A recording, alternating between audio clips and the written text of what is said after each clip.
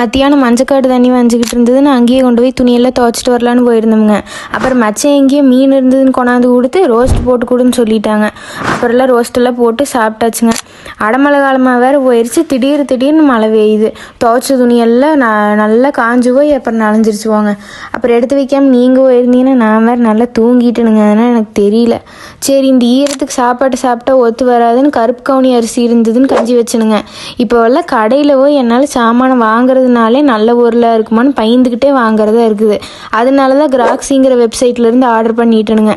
இவங்க ஃபார்மர்ஸ் கூட நம்மளை டைரெக்டாக கனெக்ட் பண்ணுறாங்க. நம்ம நேரடியாக ஃபார்மர்ஸ்ட்டு இருந்து நல்ல தரமான பொருளாகவே வாங்கிக்கலாமுங்க. அதே மாதிரி உங்கள் தோட்டத்துலேயே கம்பு, ராகி, அரிசி இப்படின்னு என்ன பொருள் இருந்தாலும் சரிங்க, அது கம்மியாக இருந்தாலும் சரி இல்லை அதிகமாக இருந்தாலும் சரி இவங்ககிட்டயே சேலும் பண்ணிக்கலாமுங்க. இன்னும் கிராக்ஸி பற்றி உங்களுக்கு டீட்டெயில்ஸ் வேணும்னா நான் கான்டாக்ட் நம்பர் கீழே கொடுத்துருக்குறேனுங்க. அப்புறம் வெப்சைட் லிங்க்கும் இருக்குது, கான்டாக்ட் பண்ணிக்கோங்க. டாட்டா.